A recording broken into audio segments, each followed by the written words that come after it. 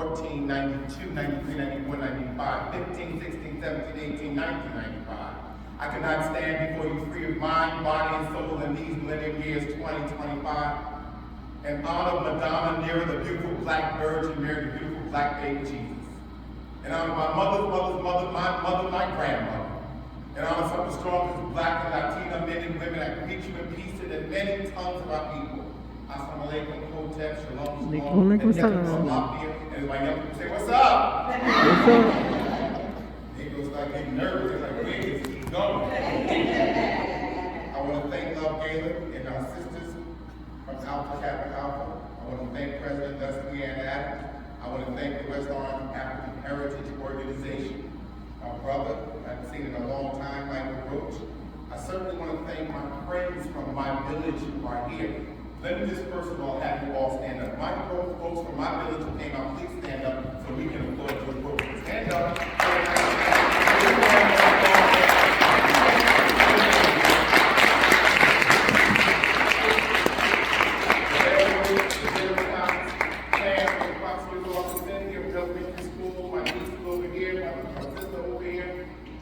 That's important, because that's how we start, and that's where we come from. I want to thank the Trinity Lutheran Church for opening up their doors. As police officers here, these doors are always open to the community. So I just want to talk for a few minutes. I think people are going to I thank Cynthia, Lady Rose, Pam McCauley, Jennifer, and Edward's her husband, Melody, Elaine and her husband, Michael Roach, and of course my partner, Pam. It's okay. She's blushing over there. Black people in positions, political positions, clergy positions, corporate positions, and then don't want the office to become too black. I spoke with an executive last week who said to me, Lacey, I was afraid to hire a black person in this department. My Caucasian CEO said to me, when I recommended this young brother for a position, a high position in this organization, he said, this person graduated from the HBCU. What could that education be like? She hired him, and 2 years later says, oh my God, he's wonderful, he's brilliant. We've got to put him in a leadership program. But if she didn't take the step to get him through the door, he would never be in. Because there's just this stigma still about being black. Mm-hmm. There's this stigma about those who are trained at an HBCU. And I can tell you, coming from a PWI, let me say that's for the Negroes in the room who don't know what PWI is. That's a predominantly white institution. It destroys your fight. While you may get a great education somewhere through some of the experience, you will come out of that school with all of your blackness left behind. That's the truth. Mm-hmm. See, I hold 4 college degrees, a bachelor's degree, a master's in public administration from Fairleigh, a bachelor's from Drew University, a master's degree from Rutgers North, a principal's certificate from Rutgers North, and a doctorate from St. John Fisher University. Okay, I'll say. And while I walked out of those schools with 4.0s after my 2.1 and undergrad, hello somebody. Hello. I tell young people when I go talk to them, I started with a 2.1, that was the best I could do. Isn't that good? And they look at me. I said it was very good given the fact that my very essence was attacked every damn day that I showed up at that school. I didn't know I was a nigga till I got to Drew. I didn't know I was poor till I got to Drew. I didn't know that I was going to fight white folks throwing bombs at me, calling me niggas when I tried to get to the train station just to get home until I got to Drew. Graduating it all is an accomplishment, no matter what your grade was. Then I went on to get those 4.0s at Fairleigh and then Rutgers and a 3.9 for my doctoral program. But they sent back my research proposal 5 times. Research proposal is only supposed to be 8 to 9 pages. And then you make the corrections and then send it back. I made the corrections and sent it back, they sent it back. I made more corrections, sent it back, they sent it back again. I made the corrections and sent it back, they sent it back again. I made the corrections, sent it back, they sent it back 2 more times. By the time they finished with my proposal to do the research for my doctorate, it was 52 pages long. That's almost a doctorate. Because they did not want me researching police use of force, examining the factors related to police killing unarmed black men. Hello, somebody. Hello. So I'm talking to somebody here. You got like Dr. King to be willing to sacrifice. If you haven't realized that this is not going to be your I Have a Dream speech from 1963. So when the Negroes in the room is there, Andy, I'll give you a moment of silence so you can ease out. And as the young people say, if I step on your toes and say ouch, if you can't say amen. You may not invite me back, but you know that I was here. And a young girl told me one time on 4th Avenue, she said, listen, I might not be able to beat you, but you will know that you was in a fight. I'm like, whoa, maybe I'm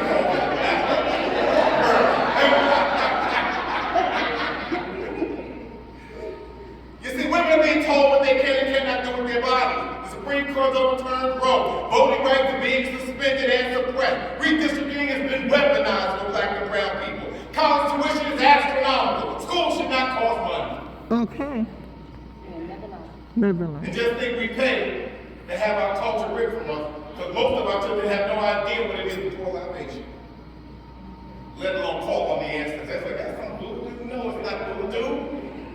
You ever have a moment when all of a sudden grandma pops in your head, grandma, big mom, auntie, and all of them, they've been going a long time, and then they pop in your head. You ever say, oh God, I don't know what to do, and all of a sudden the answer is right in front of you. The ancestors are making way for you. They're making a way out of no way at all. They're clearing a path for you. They're making sure that you can come over and overcome.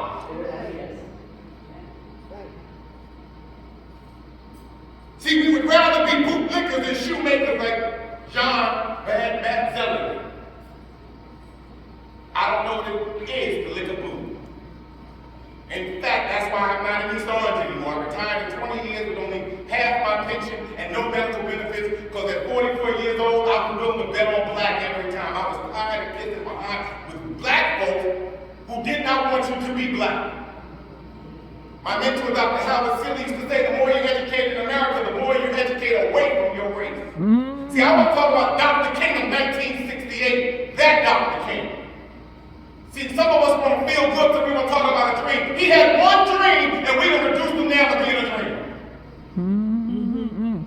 No one talks about Dr. King beyond 63. Yes, it was a moratorium march with 250 people and 250,000 people attending. Yes, it was a great day for the civil rights movement. Yes, a lot of good things came out of that. We've got the book of the civil rights laws of 64, 65, and 68, the Fair Housing Act. All those are good things, but he didn't die until 68. See, the people that are forcing that against our children, not even you anymore, because some of us dead men and women walking, but our children, they don't want them to know the real Dr. King. We're in a collective pain, y'all. And so my presentation, if you haven't noticed yet, is a knock at midnight. Now I know all of you, because you know Dr. King from 1963 and 1968, knock at midnight was one of his sermons that he gave. He gave that sermon first in 62 and then again in 64. He also gave that sermon when he was there for the pastoral installation of his friend Ralph Abernathy. And he talked about the church, the black church particularly, and he was critical of the church. And critical of the idea that people were coming to the church looking for bread. The bread of faith, the bread of hope, and the bread of love, and they were being turned away. In fact, he quotes Luke at the time. He talks about the man in midnight going to the door of a friend because he had a friend at his home and he had nothing to give him. So he went to another friend who he knew had something and said, will you give me 3 loaves of bread? Not only would the man not give him the 3 loaves of bread, he wouldn't open his door. Knowing that he traveled midnight through the dark, past all the monsters, the lions, the tigers, and the bears to get there. How many of us don't open our door when a friend picks up a call? Knowing that we have enough and won't share. I was happy to see my friend from elementary school, Cynthia, coming, who's a nurse, and when my mom died, I said, hey, I'm here for you. If you need something, I'm here. Pick up the phone, I can call my friend Pam at the prosecutor's office of 30 plus years when nobody else will embrace this radical cop or black cops against police brutality. Pam called and said, the prosecutor Minor, Cliff Minor, may God be pleased with him. Have you ever talked to this brother that you're kicking his back in? He said, well, no, he's radical. She said, well, why don't you let me set up a meeting with you and the radical? And as a result of that meeting, Cliff Barker wrapped his arms around me. And so when they killed Lawrence Myers in Patterson, New Jersey, several years later, it was Cliff Minor that gave me prosecutor investigators to back me up while I was on loan to the Patterson Police Department for 6 weeks as that town burned. See, that's the word we're talking about, somebody giving you a loaf in the room. Some of you saw it and Love pointed out that this is how we should be greeting each other. I haven't physically seen them in a while, but we're always in touch. Because see, there will be a knock at the door. I call it the Job room. We all get the. See, this is not going to be your grandmother and grandfather Dr. King's speech. I have a dream. No, talk about the March on Washington. I don't want to talk about a man having a dream, because if you're dreaming, you're not awake. And the best way to get you out of there, you either have a nightmare or you sleepwalk. You know something, they still dreaming. See, I want this talk to be about the Dr. King that was assassinated at the Lorraine Motel in Memphis, Tennessee on April 14th. I was 5 years old then, in 1968. I was just there last year at the National Museum, and they gave us an opportunity to go out on the balcony and just stand there and look at the room as it was left when Dr. King took his last breath. See, for me, it was just like traveling to Ghana for the first time and touching African soil. I was never the same. I came back, I was all messed up. Yes, I want all the children to go to an HBCU because you're going to get the love, the nurturing, the culture, the hand-holding, and to pick you back up when you fall down and get knocked down that you don't get at a PWI. I'm here to tell you. You can go after all those alphabets after your name if you want. The dumbest people I know have college degrees. I know I was in school with their children. See, some of us have reduced Dr. King to a 3-day holiday. Reduced him to singing "We Shall Overcome." I don't sing the song because we haven't overcome yet. Okay. Some of us have had Saturday off, Sunday off, and then we're going to leave here and go have retail therapy. Turn around and give all your power to your enemy. Okay. So his kids can go to school and come back and learn how to be over top of you and live over America. Tell it. See, it was Dr. King who was being opposed of the day that we present as a dreamer, and the forces against him and us are happy with him being a dreamer in our lives. Right. So see, Dr. King said it was the white moderates and the liberals that were problems for justice. See, I didn't know Dr. King, but I know Martin III, because I brought him to New Jersey and Freehold, New Jersey in 2000 after Serena and Zaire Perry were abused by the police there. And so we decided to hell raise right there where we stood. So you got to decide who you're going to be. You going to be a dreamer or you going to be for justice? See, I know the son because he called me to help organize his march on Washington in '98 against police brutality. See, I'm not going to get up here and lie like people, well, you know, I marched with Dr. King. I stood next to the woman that was next to the man, next to the woman, next to the man with the dog that had the cat that was scratched Dr. King. What the? That's the, you was weird. You wasn't even the water boy. What the heck? See, the knock at midnight is about, for Dr. King, on February 11th, it was about power grab, the church's inability to meet the needs of the people, the Cold War that was going on at the time, and the color line, and a morally corrupt society. Sound like now. See, midnight is the darkest hour of the evening. And you have to travel through the unknown to get to somebody's door at midnight. And he only asked the man for bread because he knew the man had the bread. How many times have we asked someone for something we know they haven't told right? They just do the shaggy, wasn't me. I don't have it. I just saw you, not me. How much food did we throw away? How much money did we give away? How much time did we waste? How many people did we turn our backs on? Every day. I'm not talking about you, I'm talking about your cousins. People that come to the family. I love it. Dr. King thought it was midnight in the world at that time. People are seeking bread, which is faith. They're looking for hope, and when you stop having hope, you die. And I know some of that will be addressed to the people behind me. And the bread of love, which is mankind. Dr. King was critical of the church. How many, by show of hands, how many know how old Dr. King was when he was assassinated? Yeah.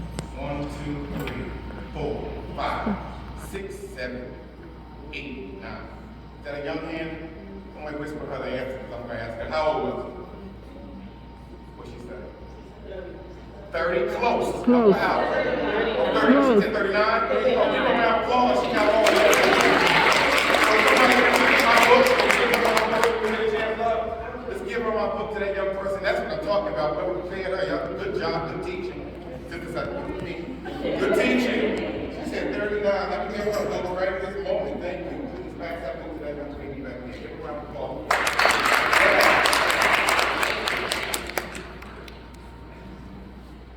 So Dr. King was 39. How long do you think he was an adult? How many years? 10 years? 5 years? 15 years? I know women mature at 22, boys don't get till 26. I How think long he do you was think an he was an adult adult? early. Roughly, shout it out to me. 17 years, 15 years? 30 years. So 14, so about 14 to 16 years. I think he was old. And look what he accomplished in 14 years. He was an old soul. Some of us have been here 50, 60, 70 years and ain't done nothing for nobody lately. I'm not talking about folks in the room this week. I don't people be angry and mad at my sister. But my job right now, Dr. King, they had a dream. This nigga got me feeling bad. No matter what, to jump off the building, jump in front of the bus. No, I don't want to do that to you. I'm not even talking about you. I'm not talking about old people. Let me make the distinction because some people look at me side. I just been here a little longer than me. There's a difference between old people and elders. Old people are just old and in the way. There's a song. Move. Get out the way. Get out the way. Move. Elders, as we get older, we get wiser. We make way for young people. Yes. There's a difference. Amen. Dr. King, his political life. One of the drivers was the civil rights movement, and he was driving. They had the Civil Rights Act of '64, outlawed discrimination based on race, color, religion, sex, national origin.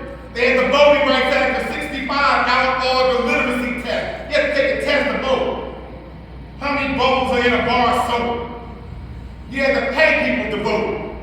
And then the Civil Rights Act of '68 prohibited discrimination in the sale, the rental, or the financing of housing based on race, color, religion. Dr. King got his PhD at 25. Won the Nobel Peace Prize at 35. Until Malala recently was the youngest person in the history of the Nobel Peace Prize to receive it. She's now 17. He supported the sanitation workers' strike in Memphis, Tennessee, because 2 black men had been crushed on a sanitation truck, and they were protesting, so that's why he was there. Now, what I didn't know as I was researching more about that experience is that he had pneumonia when he was out there protesting. Some of us don't have nothing and we ain't come out today. Now you know snow out there. You think the thing gonna still go on? People still in trouble?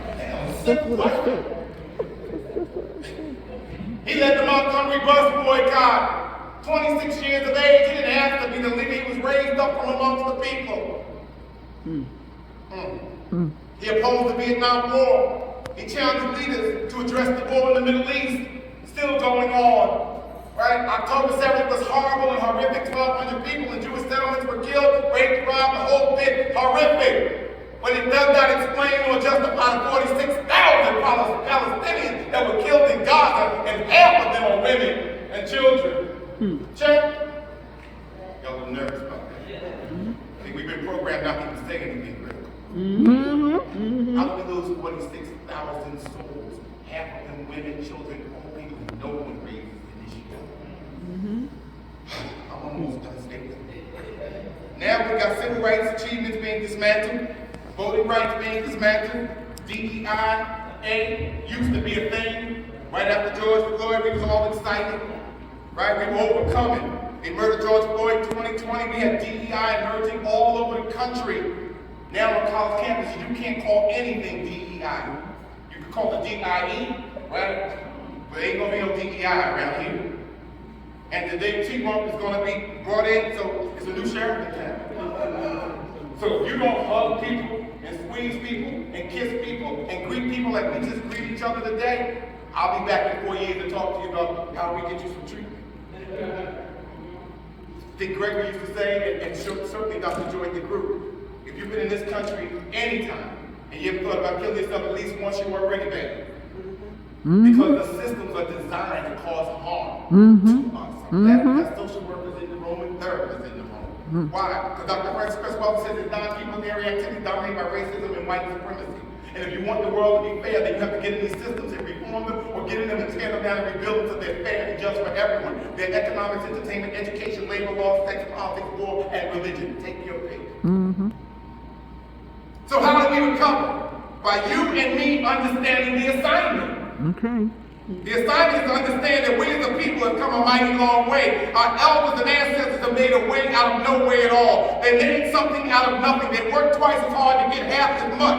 The Underground Railroad wasn't an action train running over ground. It was courageous people who saw our humanity and decided at all costs that freeing enslaved black people was necessary. Now we enslaved economically. I see black people crying, talking about TikTok is down.